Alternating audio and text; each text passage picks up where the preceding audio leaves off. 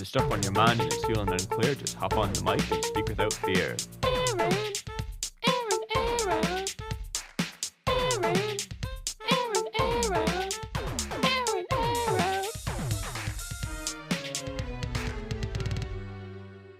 Let's air out.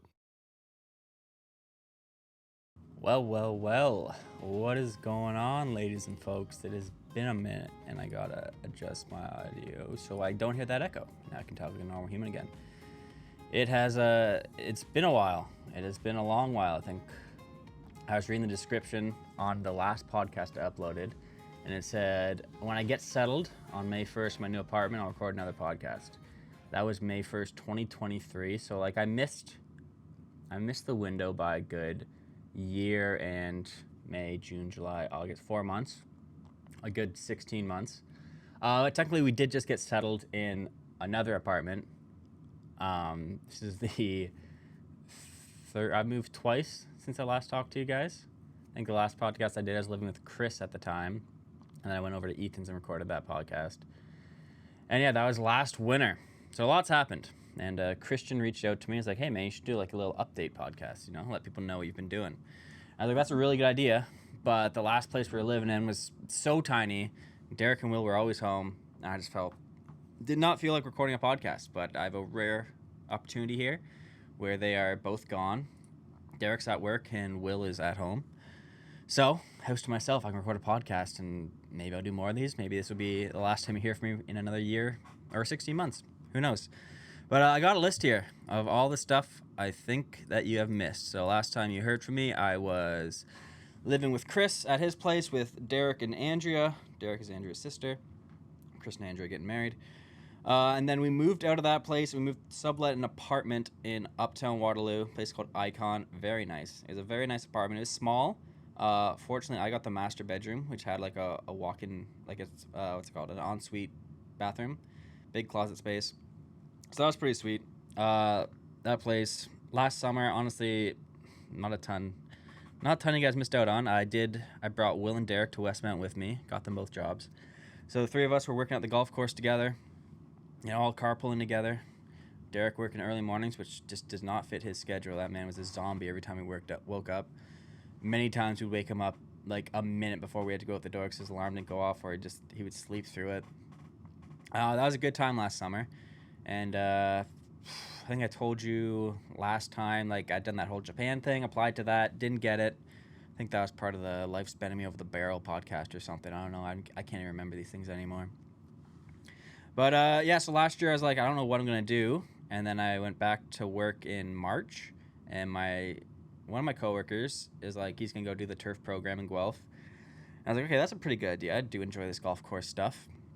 And then my managers were both like, yeah, you should totally, here's the email to the program director. You should just email him and see if you can get in. I was going to do it the following year, so I guess I would have started this September because it was like March and applications go out in November or whatever. So I was like, okay, I've missed it for this season. But no, I just applied to Guelph like 4 months too late, and I got in like 2 weeks, got accepted. So then, boom, from there on out, my future for the next 2 years is determined, which is pretty cool. Pretty cool because I really, as you tell from the podcast, I had no life path. I didn't know what I was doing.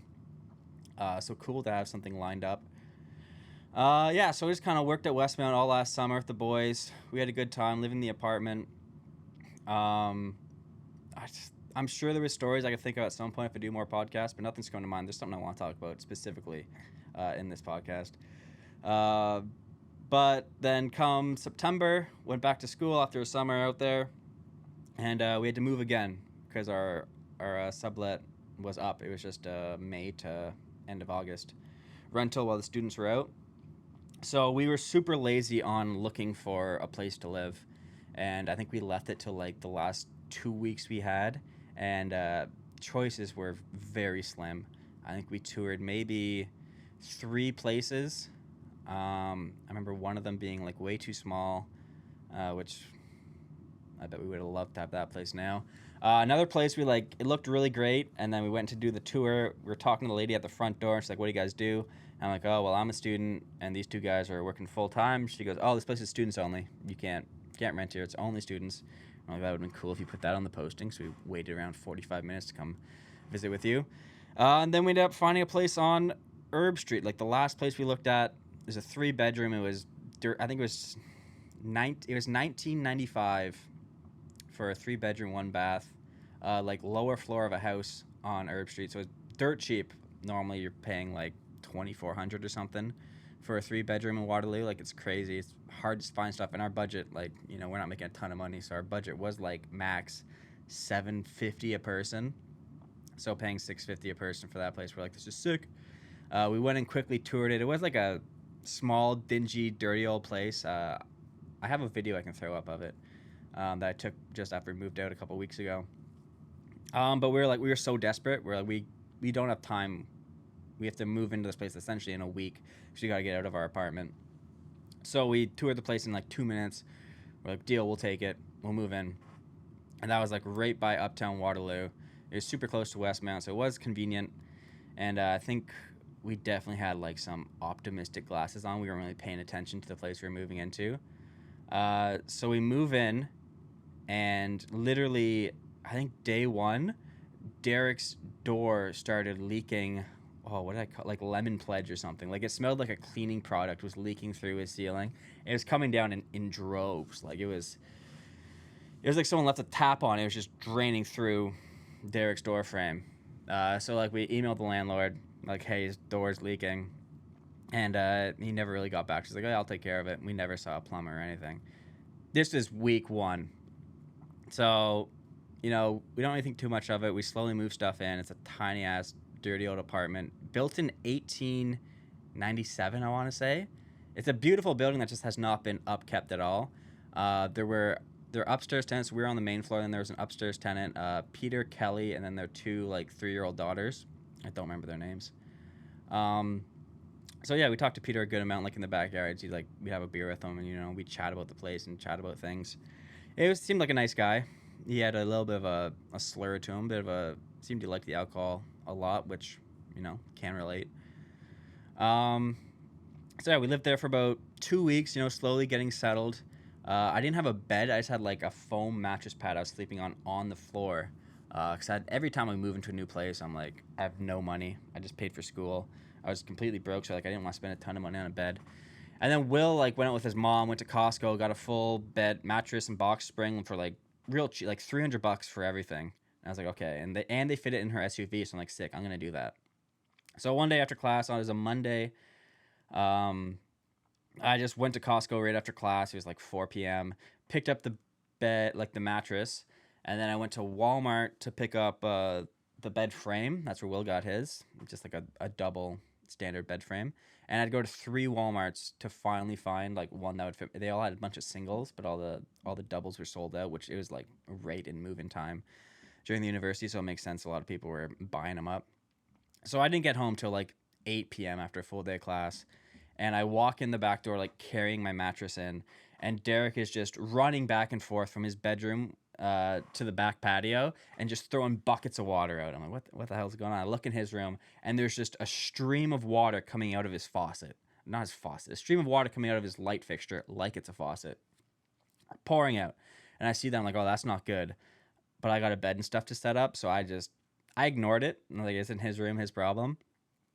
So I just like spend the next 40 minutes like getting my bed all set up, finally get my room set up after sleeping on the floor for 2 weeks, and I was sick of it. And then after that time was up, I was like, okay, I'm good. I'll go see how Derek's doing. He's got like 3 pots on the ground collecting water, and then as they fill up, he's grabbing it and running it to the back door and throwing it out. And just, he's in a constant state.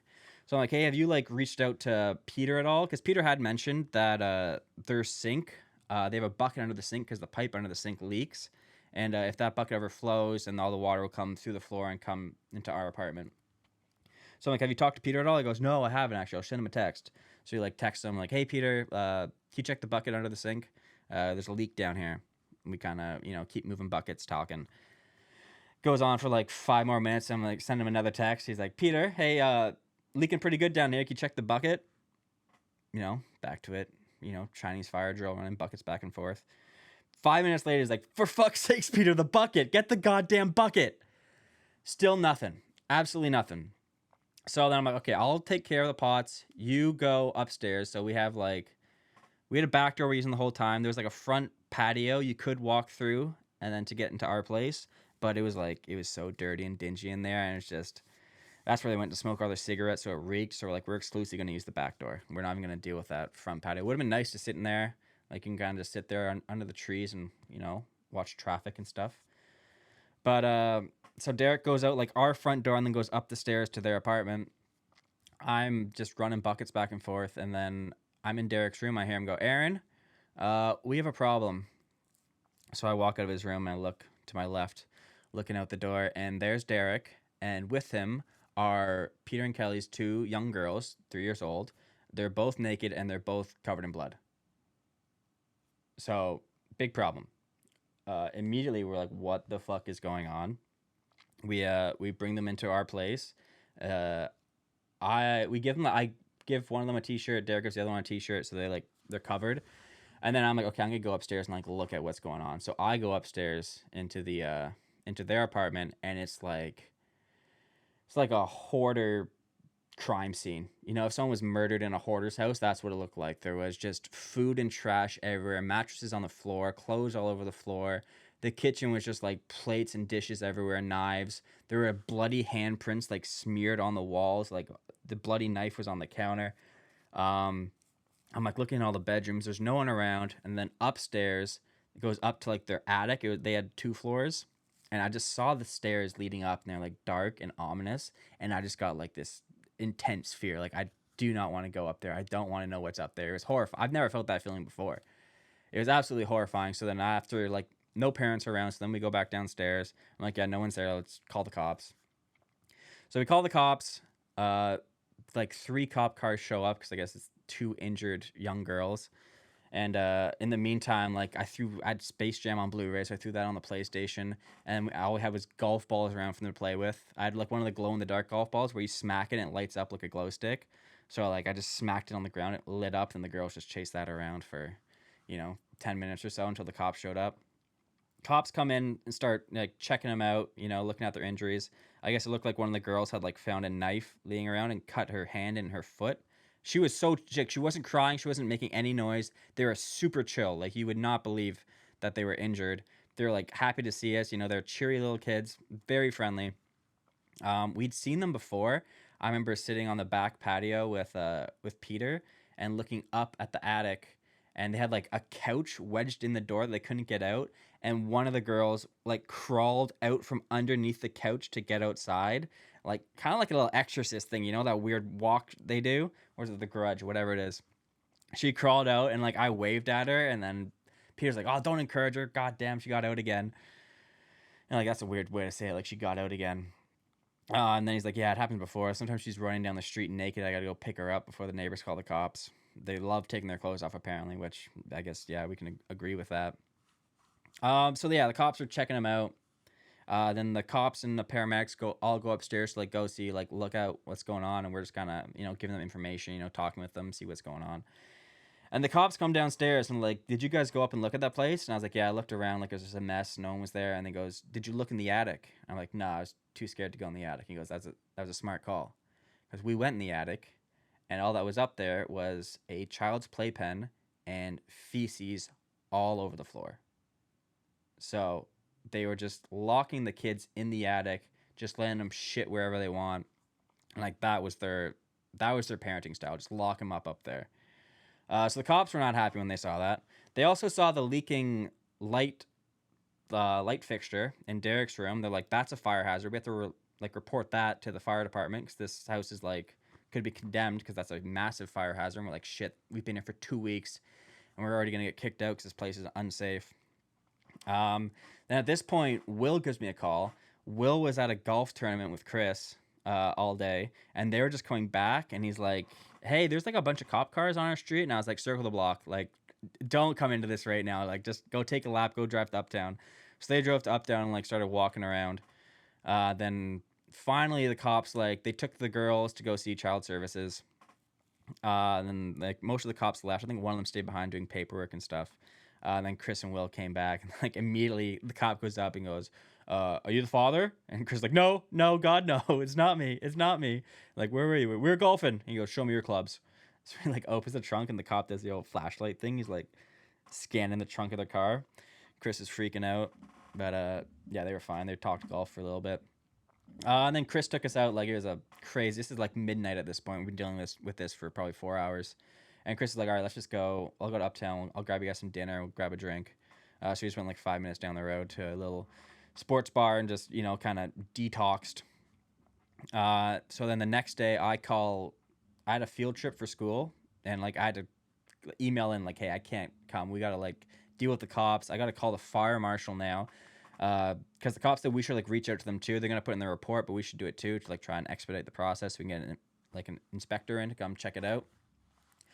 So I call them and they're like, all right, a fire marshal will be in touch with you. Never heard back from them. We lived there for a year. No one ever got back to us. So we were just Derek just stopped turning the light on, and that was our solution to it. Even though the electricity's still in the wire. So that was 2 weeks into our living situation. Oh, and I remember we pull back in from after dinner. We're sitting in the driveway, and Peter comes sauntering up the driveway, walks in the front door, and goes upstairs. And we're all just like sitting in the car, like waiting, because the cops had given us a business card, like, hey, give this to them so they can call it and find out where their kids are, because I think parents would want to know that. So we wait for him. He like goes upstairs. We see some lights turn on. He's like in there for 5 minutes. Then he comes down, and like walks over to our car, and he's like, hey guys, did the girls get out? And we're like, yeah, the cops were here. They were covered in blood, and they gave us this business card to, you know, contact them. We didn't tell them that we called the cops. We wanted to like keep that detail to ourselves. We didn't know how he was going to react. He was a nice guy though, even though he's a shitty father. I can tell that now. Piece of shit, but friendly piece of shit, like Mr. Hanky. Where was I at? Yeah, so we give him the business card, and he goes, oh, those girls always getting into trouble. I'm sure they'll be just fine, though. They're going to be okay. And then he just walks back down the road into the dark. I guess he was walking to the hospital. Like, it's probably like a 30-minute walk from our place. Yeah. So then for the next, like, few weeks, we had, like, child services coming in and going upstairs and, like, looking at the place. We didn't see the girls for a while until one day we heard Peter come back with them. And he's like, girls, go upstairs. Daddy's got to clean. And then they go upstairs and like they're furiously cleaning and stuff. And then like 2 child service workers, come check the place out. And then that was the last day we ever saw the girls. They, I guess the mom, Kelly, was Indigenous, so the girls got taken to like the Indigenous center, and that's where they stayed for. As far as I know, they could be there now. I don't know if they got adopted. I don't know. We didn't get any more updates on them. But yeah, that's the girl story. Then we just had Peter and Kelly left. Peter, like we said, probably an alcoholic. Kelly, on something else. You know, I'm not saying she's on crack, but crackhead is like the best term I could use to describe her. Like, just very skittish, mumbles and like can't speak, slurring her words, can't speak properly, like a lot going on. She's also the loudest person we've ever heard in our entire lives. Upstairs, it's like she was bowling up there. Or she's wrestling something. Like, she's dropping stuff all the time, all night long, from like 9 p.m. till like 6 a.m. when we be going to work or school. She's a nocturnal, just air wrestler. She's just air wrestling up there, jumping around. We didn't know what was going on, but it's so annoying. Will got it the worst because his bedroom was right below their bedroom. So I guess that's where she was noisiest. But like, mine was below the kitchen. I could hear her stomping in there, dropping stuff, throwing it all around. Yeah, so like after that, we didn't really see Peter too much. He would like come and go. We'd catch him, but like before the first 2 weeks, we'd see him almost every day. We'd have little conversations with him. It'd be no problem. So then like, yeah, we get into Christmas time. We all go home, come back after New Year's. Peter's gone. Peter just dipped. I don't know where he went. Peter never showed up again. And then in like, I guess March or something, our landlord emails us like, hey, have you heard from the guy upstairs? He hasn't paid his rent or anything, and you know, just haven't heard from him. We're like, yeah, no, he's been gone since January 1st. Haven't heard a word from him. Kelly was still up there though. Kelly did disappear for a few weeks, but she always came back. She was like a stray cat. She would get out, and then eventually she'd make her way back home and start slamming around upstairs. Then Kelly would also have weird characters coming around. There's this bald dude with a bike with one of those like little kid trailers. You know, the kids sit in the back, but there's no kid in the back. He just had his supplies. I don't know what his freight was. I don't know what he was hauling, but he had something in the back of that. I remember he went upstairs one day and we heard them yelling. We listened to a lot, and we'd be watching TV in the living room and we'd hear yelling upstairs. We'd just pause it and listen, and that was way better entertainment than the TV. But he was like, "I can't believe you went through all of it. You're fucking high again." And then Derek's like, "Yeah, drug dealer?" And I'm like, "It's weird if your drug dealer's mad that you're high, you know? I feel like he'd be stoked because then like you need to buy more." I thought maybe brother or something, but yeah, he came over a couple times and would just like loiter around our property. Just this bald dude on a bike. There was a couple times where we'd be sitting in the living room, we'd hear a bike bell go ring, ring, ring, ring, and then Kelly would come running downstairs, or someone would go upstairs. Like that was their signal. So I don't know what was going on. Again, we couldn't talk to Kelly. She wouldn't, even if you saw her, she wouldn't say hi to you or anything. She was just in her own world. I'm trying to think what else happened in this house. Our stove didn't work. So our stove, no, the stove top worked. The oven broke maybe October. That stopped around October. The dryer never worked. The washing machine worked, but it was always full of Peter and Kelly's like kids' clothes. It was always loaded with stuff. The dryer did work. It would heat for 15 minutes. You had to let it sit for an hour. Then you could run it again for 15 minutes. So if you want to dry your clothes, you'd have to run it 4 times with an hour break in between. So we ended up just like going to laundromat all the time. Again, we emailed a landlord about it. Never got it fixed. Yeah, we had no AC in that house. I didn't have a light in my room. Will didn't have a light in his room. There was a wall, the back wall. There's a hole in the wood paneling that animals were running into. So we had squirrels and mice and rats in our walls living with us. A few weeks ago, Derek and Will saw a bat in the house. I woke up to a Facebook message like bat in house. I was like, that's okay. And they were both freaking out. So like rabies. I'm like, boys, overblown. There hasn't been a rabies death in Canada since 1967.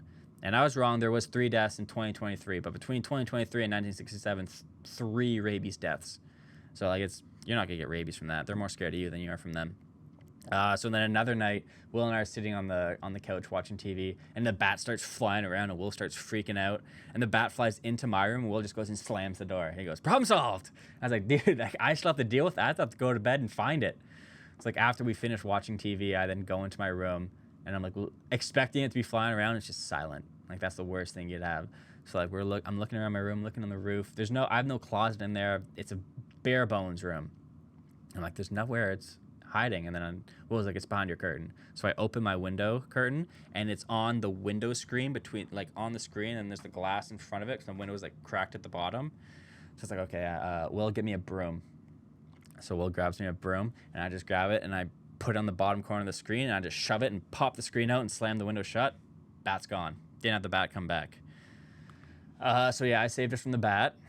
Then Derek found a rat in the garbage can, which I think Will and I had seen that rat living in the shed behind our house. So he's kind of a homie. He's kind of like, he was chill. He didn't really bother us too much. He nibbled on some things. We would hear like things crinkling on our pantry and stuff when we were watching TV. But none of us, we were living in such a slum that like we didn't actually really care about like how much worse it could get. Like I don't think anyone else could have lived in this absolute shithole than the 3 of us, the 3 guys that just seemed to care the least. We never had people over. We were embarrassed to have people over. The driveway, full of trash. The entire side of the house had like 15 garbage bin and bags of like moldy, rotten garbage bags. They were all filled with water from all the rain, like just murky, algae-filled water. It's disgusting. It smelled awful in the house all the time. I think there was black mold in the bathroom. Yeah, just a horrible, horrible place. And then, after that entire thing about the kids and the attic, we started calling the place the SHATTIC, the shit attic. So that's, yeah, I'm sure I got tons of stories about the SHATTIC, but they're just not coming to my brain right now. So we finally got out of the SHATTIC. August 15th, we found this new place that I'm in right now. The SHATTIC was $19.95 a month. This place is no utilities at the SHATTIC. We just used whatever we wanted, but there was fucking there's no washer, dryer, oven, AC, lights, like of course we don't have to pay utilities. There are no utilities. This place is $20.90 a month plus $240 a month for utilities, so $80 extra person. So it's like a little over $100 more per person, and it is triple the size. It's clean. There's no animals in here. Our upstairs neighbors are students and not crackheads. We're not going to call child services. We have AC. We have a dishwasher. We have an oven. Like it's absolutely incredible in here. I can't believe we found it. This is going to be a blessing to live in for the next year. So yeah, that's very exciting. Very exciting that we got out here. Now what can I think about? Turf school. I wanted to get the SHATTIC story out of the way. That was the main thing that most people don't know. If I saw you in person, we told you about the SHATTIC, but I didn't like inform anybody. I told my parents about it when I got home, and they hated that I lived there. Derek's parents like would just shit talk the place constantly. His mom hated the place. Will's mom would never come in. His dad would never come into the house. Yeah, so no one else wanted to come see it. So turf school. Turf school, I started that last year. It's a 2-year program at the University of Guelph. You finish with an advanced diploma or some special diploma for 2 years. And so it's 2 years of class and then 1 year internship. And I'm currently in my internship at Westmount. So I've been same place I've been for 3 years. Place that got me started in golf, doing probably my last year there. There's not a lot of room for me to grow there. They got a lot of young people in management already that all have the exact same education that I have, and they're all like more talented than me. So bittersweet, but I'd love that I could go back there and do my internship, work with people I've grown with and have taught me everything, and I have a blast there. It never feels like work. So that's been awesome. A lot of other cool things in turf school. I had a class that's just like field trips, which was sweet. We just go around to like cool golf courses. We go to a quarry. Go to like a irrigation warehouse, these don't sound cool, we go to like a sod farm, but we saw a lot of really cool stuff. I got to do a bunch of conferences. So I went to the OGSA, the Ontario Golf Course Superintendents Association. They had their 100th anniversary in January. So I got to go to that as one of 16 students, and that was a really cool experience, kind of like getting to meet all the, golf course superintendents in like our local area. It's a really good like networking opportunity. And as like students, you're like prized possessions because there's a big like there's a labor shortage in golf. No one really wants to work on a golf course because honestly, if you're a greenskeeper and stuff, they don't pay you very much at all. And the hours are crazy. You're up at 5 a.m. You're working on weekends. It's a lot. So unless you like really love the work, most people don't stick around and do it. So when superintendents see that there's students and people like qualified people, everyone wants to like sweet talk you, buy you drinks, buy you some food, and like they want you to come work for them. So that's a cool experience, being wined and dined. And then we got to go to a bigger conference, the GCSAA, which is a lot of stories I have from that, which I don't know how much I'll get into in this podcast. But that was in Arizona. We went because there's this turf competition called Turf Bowl, where all the the turf schools, mostly United States. GCSAA is the Golf Course Superintendents Association of America. So that's it does involve North America, but it's primarily the U.S. of A. So that was really cool to get to fly out there. With there's one first-year team for Turf Bowl, so there's 4 of us from first year, and then there's 2 second-year teams for Turf Bowl. So there was 8 of them. So there's 12 of us total. We got like a big Airbnb with a pool and a games room, bunch of beds. It was sweet. It was very cool experience. I'm really glad I did it. I was nervous about the Turf Bowl, and then once I got there and realized that a lot of other people did not prepare for this thing either, didn't study a ton. That was very refreshing to know that it was kind of just like us hanging out, all like the most intensive turf guys from the program. Just a week in the States. It was awesome. A lot of cool things happened there. And the Turf Bowl is just a big test. It's a multiple choice. You have a tablet. It's all multiple choice. And there's like ID sections as well. So you go up to a table. They have like 18 grass samples. You have to like look at each one, ID them. There's like a bunch of diseases. You ID those. Then like other pictures and stuff they ask you to look into. And it's very skewed against. There's only 2 Canadian schools in the Turf Bowl. Us at Guelph, and then Olds College out in Alberta, and then everyone else is American, and like they take it very seriously. Penn State are like they go in like they're wearing suits and ties and stuff. We're wearing like just our we got sponsored, golf shirts. That's the University of Guelph. We looked good. And like those shirts, I can wear those golfing. It's a great shirt. But we definitely did not look like we were taking it as seriously as everyone else. Although I would say we were probably the best looking school out there. A lot of nerdy looking guys, but we're cool boys at Guelph. A bunch of cool dudes. So that was an awesome experience.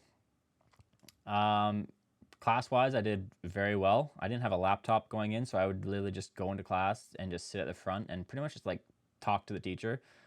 Anytime I had a question, it's cool, kind of cool being an older student because the teacher like looks at you like a homie almost and not like a student because they know you're more mature, even though I'm not in most ways. I am in some ways. So yeah, I ended up, not to brag, finishing top of my class, 96 average in first year. So hopefully I can hold that up in second year and then come out. I'm trying to do as many like extracurricular things as I can while I'm there. Try and meet as many people as possible. They do throw like a lot of events where they host superintendents, they host dinners, all kinds of things. They try and like really, as part of the program, like really get your networking and get your name out there so you have a really good chance of getting a job when you're done. And I do have a very good chance. It's looking like, but I'll explain my future ambitions in a minute here. Yeah, so turf school has been going really well. I think there was 4 of us that have worked at Westmount in the first year, and then Brooks was the intern at Westmount last year, and so he graduated in April, and he's working at Westmount as a second assistant now. So he was there when I was in school, so that was cool. Like he like kind of had first year experience already. So any questions I had, I can just go to him, and any assignments, I could just like, yo, Brooks, what'd you do for this? And he can just send it my way. That was super helpful. Yeah, so I got 8 months left. I'll go back to school September 5th. It's an okay schedule, Monday to Thursday. So then I'll work at Westmount Friday, Saturday, Sunday. So it's gonna be super busy until the course closes. I'm gonna be like going every day. I'm gonna have something, either class or work. So it's gonna be draining, but like I just need it for the money. And I don't mind, working at Westmount. Like I said, weekend shifts are only 4 hours. Friday shifts are 5 hours. So I can get a good 13 hours a week, 26 hours per paycheck. That's not bad. Yeah. So then now let's get into the future. This is gonna be a short podcast. I haven't done one of these in so long, although if I planned more for this, I feel like I could have talked more because the talking is flowing well. I was worried about that. But the future, what do I want to do when I'm done turf school? And like I've been thinking about it, and I think I didn't get the Japan thing, but maybe now is finally a good time to like do some traveling. Golf is all over the world. So I was thinking it'd be really cool to go try and like get a job in the UK or go to Europe or something, go where golf started and try and do that for like a year or something. So UK is on my mind, Scotland, Ireland, England, or go to Australia, New Zealand would be really cool. Japan could be cool. Like there's a lot of options. So when I go back to school this year, I'm gonna work closely with my program director to try and find out what connections they have, who he knows, and see all about the visa situation. Hopefully it works out. I'm a big guilty party of talking about doing stuff and then it never comes out, never comes to fruition. Like this podcast that's 16 months too late. But yeah, hopefully that works out, and hopefully, that'd be some cool stuff to podcast about and make videos about, Canadian abroad working in golf. That'd be sweet. So yeah, hopefully, I don't know if this will tickle any of your guys' interest. If anyone's curious about what I've been up to, if you guys have any questions, feel free to reach out again. I'm sure Derek and Will don't care about me recording podcasts. And honestly, this place is big enough. Like before, my room was right beside Derek's, but now this room is kind of separate. They're like out and, down a bit. So if they had their doors closed, they wouldn't hear me talking, which, I'd get over that again. I also got to start playing guitar again. I got to start doing yoga again. The accountability board has completely fallen off. I started again yesterday, though. I had the house to myself. So, like, I got up at 5:30, still my normal schedule. Derek was just getting ready for work. So I kind of just started cleaning stuff, and then waking up at 5:30 on the weekend's cool though, cause like I did like a bunch of cleaning. I did a bunch of stuff I wanted to do. I watched Hangover Part 2 because I watched the first one again like last week, and then I looked at my watch. It's like it's 11:30 in the morning. Like I still have the entire day to myself, so that's pretty cool. I might try and stick to an earlier schedule. Today I slept until 8:30, which It's not bad. But I could go earlier. I could go early for sure. But yeah, I'm just rambling on now. So if you came back and listened to this, thank you. Sorry for the delay. If you want to hear more of these things, let me know. I can start trying to, look back through my pictures and try and remind myself of stories and stuff that I could tell you guys. I'm sure there's a lot.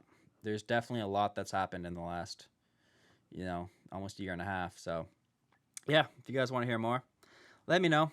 Hope your lives have been not as eventful as mine. Hopefully you have not lived in any crack houses and had to call child services on your neighbors. And, I was joking though, like we literally moved into that place and we broke up a family.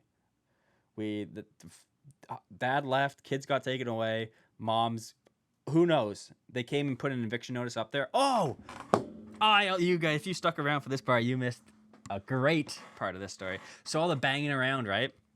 They evict Kelly end of July, and they bring in like the maintenance guy has to go in. They rented a bin. They're gonna clear out everything upstairs, throw all our furniture and everything into this bin. So Will Derek and I kind of hanging out on the back deck, Friday afternoon, just listening to some music, and I see them upstairs. I'm like, what, guys, I'm gonna go and like take a look at what it looks like up there.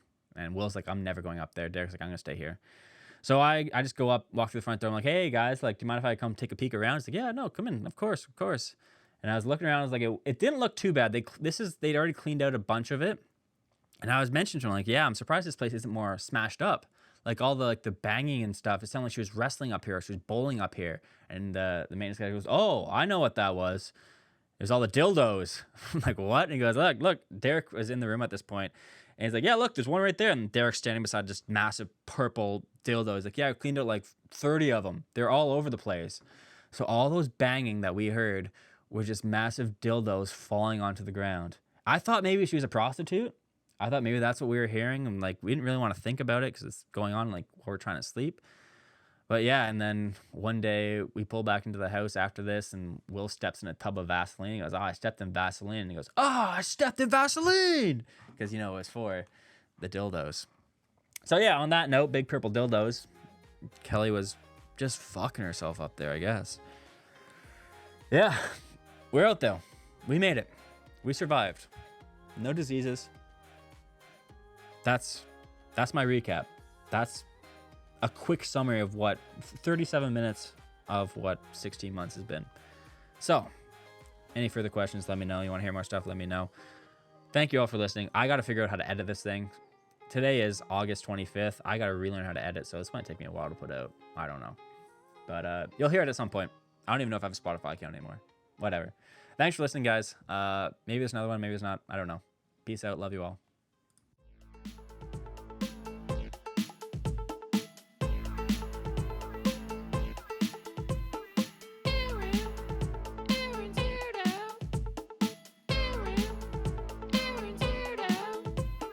Thanks for listening. Hope you enjoyed your stay. Now take what you learned and have a great day.